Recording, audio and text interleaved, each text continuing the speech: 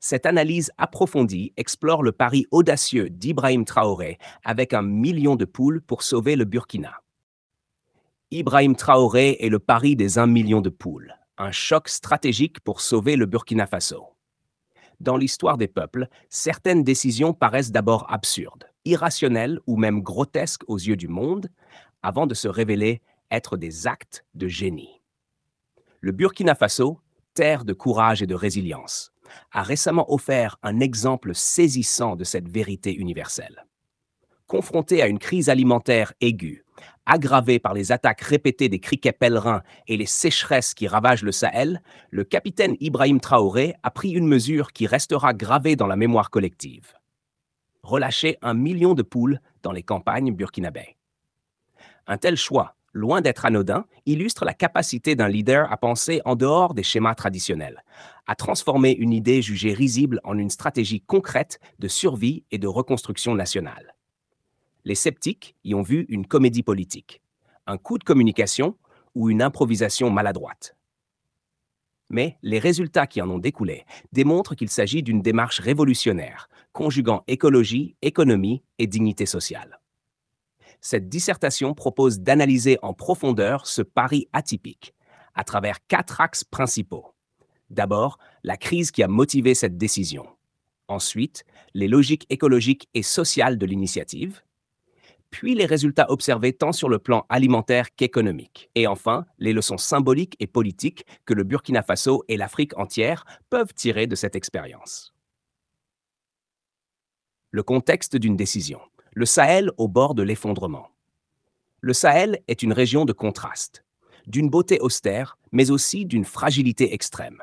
Situé entre le désert du Sahara et les savanes plus fertiles du sud, il est confronté à une crise multidimensionnelle qui dépasse la simple question climatique. Le Burkina Faso, en particulier, a subi une série de catastrophes naturelles et humaines qui ont mis à nu sa vulnérabilité structurelle. 1. La menace des criquets pèlerins. Les criquets pèlerins constituent depuis des siècles un fléau pour les sociétés agraires. Lorsqu'ils se regroupent en essaims, ils deviennent de véritables nuages vivants, capables de détruire en quelques heures des champs entiers.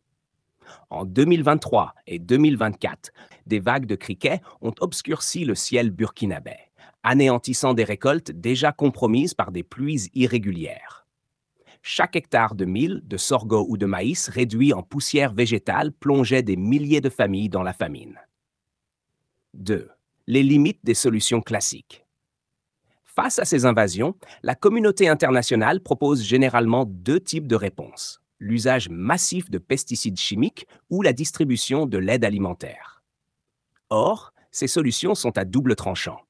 Les pesticides détruisent certes les criquets, mais contaminent les sols, polluent les nappes phréatiques et mettent en danger la santé humaine. Quant à l'aide alimentaire, elle soulage temporairement, mais entretient une dépendance chronique, fragilisant encore davantage la souveraineté alimentaire. Ibrahim Traoré, conscient de ce piège, a cherché une alternative qui conjugue efficacité et durabilité. 3. Un pays en quête de dignité. Depuis sa prise de pouvoir, Ibrahim Traoré s'est présenté comme un leader soucieux de restaurer la souveraineté et la dignité de son peuple. Sa décision d'utiliser des poules pour combattre les criquets s'inscrit dans cette vision. Substituer aux solutions importées une stratégie enracinée dans la logique paysanne africaine. Car les poules, omniprésentes dans les villages, font déjà partie du quotidien rural. Il suffisait de les penser autrement. Non plus seulement comme productrices d'œufs et de viande, mais comme agents écologiques capables de rétablir l'équilibre naturel. 2. L'intelligence écologique d'un geste déroutant. À première vue, relâcher 1 million de poules dans la nature ressemble à une fantaisie ou à une improvisation sans base scientifique. Pourtant, lorsqu'on analyse la logique de cette décision, on découvre une cohérence écologique impressionnante qui rappelle les sagesses traditionnelles autant qu'elle rejoint les principes de l'agroécologie moderne. 1. La poule comme prédateur naturel. La poule est un animal omnivore, friand d'insectes, de larves et de graines. En libérant massivement ces volatiles dans les zones infestées, Traoré a créé une armée naturelle de prédateurs capable de réduire considérablement la population de criquets. Chaque poule, en grattant la terre, en picorant les insectes et en dérangeant les cycles de reproduction, contribue à briser la dynamique des essaims. 2. La fertilisation des sols. Au-delà de la chasse aux criquets, les poules offrent un autre service écologique majeur, la production de fumier. En errant librement dans les champs, elles enrichissent les sols d'azote et d'autres nutriments, réduisant le besoin d'engrais chimiques coûteux et importés. Ce recyclage organique s'inscrit dans une logique de circularité écologique, où chaque élément de la nature joue son rôle. 3. Une stratégie low cost et durable. Contrairement aux solutions technocratiques nécessitant des millions de dollars, des avions pulvérisateurs ou des interventions militaires contre les criquets, l'option des poules repose sur une ressource locale, peu coûteuse et renouvelable. En cela, Traoré a démontré que la résilience ne dépend pas forcément de la technologie importée, mais de l'intelligence dans l'usage des ressources disponibles. Une révolution sociale et économique. Si le pari des poules a eu des effets écologiques indéniables, ses répercussions sociales et économiques se révèlent encore plus marquantes. 1. La lutte contre la faim. En réduisant les essaims de criquets, les poules ont contribué à protéger une partie des récoltes. Mais surtout, elles-mêmes sont devenues une source directe de nourriture. Les œufs qu'elles pondent chaque jour offrent aux familles un apport en protéines essentielles. Dans un contexte de malnutrition chronique, cet apport quotidien a changé la vie de millions d'enfants. 2. La création de nouvelles économies locales. La multiplication des poules a ouvert des perspectives économiques inédites. Les femmes rurales, principales gestionnaires des volailles, se sont retrouvées au cœur d'un nouvel écosystème entrepreneurial. Vente d'œufs, élevage amélioré, transformation artisanale en bouillon ou en poudre nutritive. Ainsi, une mesure pensée pour lutter contre les criquets s'est transformée en levier d'émancipation féminine et de dynamisation des marchés locaux. 3. Le rétablissement de la confiance collective. L'effet psychologique de cette décision ne doit pas être minimisé. Alors que le peuple se sentait impuissant face aux catastrophes naturelles, il a soudain vu qu'une solution, venue de son propre terroir, pouvait inverser la tendance. Ce regain de confiance a renforcé le lien entre gouvernants et gouvernés, donnant à Traoré une légitimité renouvelée. 20. Les répercussions symboliques et politiques. Au-delà des résultats tangibles, l'initiative des poules porte une forte charge symbolique. 1. L'Afrique comme laboratoire d'innovation. En libérant 1 million de poules, Traoré n'a pas seulement répondu à une crise, il a démontré que l'Afrique pouvait inventer des solutions originales, adaptées à ses réalités, au lieu de copier des modèles occidentaux. Cette audace fait du Burkina un laboratoire vivant, observé avec curiosité par ses voisins. 2. Défi lancé aux sceptiques internationaux.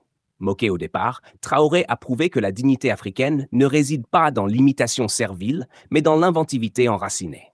La poule, symbole de simplicité rurale, est devenue une arme de résistance face aux logiques de dépendance imposées par les grandes puissances et les institutions internationales. 3. La centralité de la souveraineté alimentaire. Enfin, cette décision rappelle une vérité fondamentale. Un peuple qui ne contrôle pas sa nourriture ne contrôle pas son destin. En liant la lutte contre les criquets à la production d'œufs, à la fertilisation des sols et à l'autonomie économique des femmes, Traoré a replacé la souveraineté alimentaire au centre du projet politique burkinabé. Conclusion. Quand la poule devient symbole de renaissance, le pari d'Ibrahim Traoré de relâcher 1 million de poules restera comme l'un des gestes les plus audacieux de l'histoire contemporaine du Burkina Faso. Ce qui paraissait d'abord une plaisanterie est devenu un modèle d'intelligence écologique, d'innovation sociale et de réappropriation politique. Cette initiative montre que les solutions aux crises africaines ne viendront pas nécessairement des laboratoires de recherche occidentaux, ni des fonds d'aide conditionnés, mais de l'imagination créative et de la confiance en ses propres ressources. Les poules ont mangé les criquets, fertilisé les sols, nourri les enfants, donné aux femmes de nouvelles opportunités et rendu aux paysans une fierté perdue. Au-delà du Burkina, c'est toute l'Afrique sahélienne qui s'inspire de cette audace, du Mali au Tchad, du Niger au Sénégal. Le pari des poules nous enseigne une leçon universelle. La grandeur d'un peuple ne réside pas dans la puissance de ses armes, mais dans l'intelligence avec laquelle il transforme ses faiblesses en force. Ibrahim Traoré, par un geste aussi simple que radical, a fait entrer la poule dans le panthéon des symboles de libération africaine. Les retombées régionales. Une idée qui dépasse les frontières. Un projet qui réussit dans un pays sahélien a presque toujours des répercussions régionales, tant les réalités climatiques, sociales et économiques sont partagées.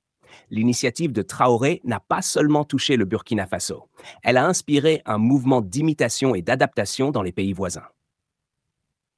Le Mali et le Niger. La contagion d'un modèle. Dans les zones rurales du Mali et du Niger, confrontées elles aussi aux invasions de criquets, les paysans ont vu dans l'expérience burkinabé un espoir. Là où les pesticides étaient inaccessibles et les aides internationales tardives, la poule est apparue comme un outil accessible et efficace. Les marchés locaux ont commencé à se réorganiser autour de la demande en volaille, et des coopératives villageoises ont vu le jour pour élever et distribuer massivement des poules dans les zones vulnérables. 2. Le Tchad et le Sénégal, adaptation et innovation. Au Tchad, l'idée a été reprise avec une variante, combiner les poules avec des pintades et des canards, espèces locales robustes, également friandes d'insectes. Le Sénégal, plus avancé en matière d'agroécologie, a intégré le concept des poules dans des programmes de permaculture, démontrant que cette stratégie pouvait aller au-delà de la simple lutte contre les criquets et s'inscrire dans un projet global de régénération des terres. 3. Une coopération sahélienne en gestation. Peu à peu, l'idée d'une stratégie avicole sahélienne a émergé. Des conférences paysannes et des forums régionaux se sont penchés sur cette approche, non seulement comme outil agricole, mais aussi comme symbole d'intégration régionale. Ainsi, le pari burkinabé s'est mué en projet panafricain. Vice, les critiques et les résistances. Toute innovation suscite des résistances. Le projet de Traoré n'a pas échappé aux critiques, venues tant de l'intérieur que de l'extérieur. 1. Les moqueries internationales. Certains médias occidentaux ont tourné en dérision cette initiative, la présentant comme une preuve du retard ou de l'irrationalité des solutions africaines. Dans une vision empreinte de condescendance, ils préféraient voir des avions pulvériser des pesticides chimiques que des poules picorées dans les champs. Mais cette attitude a fini par se retourner contre eux. Face aux résultats tangibles, leur scepticisme est apparu comme un aveuglement. 2. Les réserves des technocrates. Au sein même des élites africaines, certains technocrates formés dans les institutions internationales ont critiqué la décision comme étant non scientifique. Habitués à penser en termes de solutions importées, ils peinaient à concevoir qu'un animal domestique puisse être une arme stratégique. Leur résistance traduit l'empreinte persistante du colonialisme intellectuel qui pousse à mépriser les savoirs endogènes. Les défis pratiques. Bien entendu, tout n'a pas été parfait. La gestion d'1 million de poules a posé des problèmes logistiques. Risque de maladies aviaires, nécessité d'organiser des vaccinations, conflits de propriété entre villages.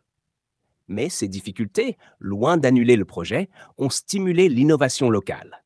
De nouvelles pratiques vétérinaires communautaires ont vu le jour, et les villages ont développé des règles collectives pour gérer ces ressources partagées. Une révolution silencieuse. Si l'on devait identifier le groupe social le plus transformé par cette initiative, ce seraient les femmes rurales. 1. La femme, gardienne de la volaille. Traditionnellement, dans les villages burkinabés, l'élevage des poules revient aux femmes. En leur confiant 1 million de poules, Traoré a de facto placé les femmes au centre de la stratégie nationale de lutte contre la faim et les criquets. Celles-ci, souvent marginalisées dans les grands projets agricoles, sont devenues actrices principales d'une politique nationale. 2. Autonomie économique et dignité. Avec les revenus générés par la vente d'œufs et de volailles, les femmes ont pu financer la scolarité des enfants, acheter des biens de première nécessité et investir dans de petites activités commerciales. Ce revenu, même modeste, représente une véritable bouffée d'autonomie dans des sociétés souvent patriarcales. 3. Transformation du rôle social. Cette montée en puissance économique des femmes s'est doublée d'un renforcement symbolique. Elles ne sont plus vues uniquement comme des auxiliaires, mais comme des piliers du redressement national. En donnant aux femmes ce rôle central, Traoré a, consciemment ou non, enclenché une révolution sociale de long terme. L'horizon philosophique, quand une poule devient métaphore politique. Au-delà des faits, le pari des poules contient une dimension philosophique profonde. 1. L'intelligence des humbles solutions. Le monde contemporain valorise la technologie de pointe, l'intelligence artificielle, les drones et les satellites. Mais le Burkina Faso rappelle que parfois une poule, symbole de simplicité, peut résoudre des problèmes que des millions de dollars de technologie ne parviennent pas à régler. C'est une leçon universelle sur la valeur des solutions modestes. 2. La réconciliation avec la nature. En choisissant les poules plutôt que les pesticides, Traoré a posé un acte de réconciliation avec la nature. Il a refusé de détruire pour protéger, préférant intégrer les cycles naturels dans la lutte contre les nuisibles. Ce choix illustre une philosophie écologique qui rejoint les grandes traditions africaines, vivre avec la nature plutôt que contre elle. Mark 3. La poule comme symbole politique. Enfin, la poule est devenue un symbole de souveraineté populaire. Dans les villages, on raconte que grâce aux poules de Traoré, nous avons vaincu les criquets. Cette symbolique dépasse la simple question alimentaire. Elle incarne une vision politique où la dignité se reconstruit à partir des ressources locales. Inix, une leçon pour l'Afrique et le monde. Le pari des poules dépasse le Burkina Faso. Il propose une réflexion plus large sur la gouvernance, l'innovation et la souveraineté. 1.1. Redéfinir le développement. Le développement n'est pas forcément synonyme d'importation de technologies coûteuses. Il peut naître d'une réinterprétation créative des ressources locales. Le Burkina démontre que l'innovation n'est pas l'apanage du Nord, mais qu'elle peut émerger d'un village sahélien, porté par des femmes et des paysans. 2. Résister à la dépendance. En choisissant une solution indépendante des circuits internationaux d'aide et de commerce, Traoré a renforcé la souveraineté burkinabé. C'est une leçon pour toute l'Afrique. Sortir du piège de la dépendance passe par la confiance en soi et en ses propres savoirs. 3. Inspirer le monde entier.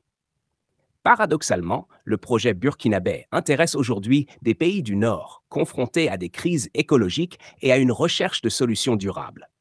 Le modèle des poules protectrices pourrait inspirer des fermes agroécologiques en Europe ou en Amérique latine, démontrant que l'Afrique peut donner au monde des leçons d'innovation. Conclusion générale élargie. Le geste d'Ibrahim Traoré restera dans l'histoire comme un pari fou devenu vision stratégique. Relâcher 1 million de poules pour sauver un pays semblait une plaisanterie. C'est devenu une réalité politique, écologique et sociale qui redonne au Burkina Faso une place d'avant-garde dans la lutte pour la souveraineté africaine. La poule, modeste habitante des villages, s'est transformée en actrice de l'histoire. Elle a chassé les criquets, nourri les enfants, donné du pouvoir aux femmes, fertilisé les sols et surtout redonné confiance à un peuple qui se croyait condamné. Ce projet illustre la vérité suivante. Ce ne sont pas les solutions spectaculaires venues de l'extérieur qui sauveront l'Afrique, mais l'ingéniosité enracinée dans ses réalités, portée par des leaders courageux capables de transformer le dérisoire en grandeur. Ainsi, le Burkina Faso, jadis moqué, devient le phare d'une renaissance africaine, prouvant que même une poule peut porter sur ses ailes le rêve d'un continent souverain.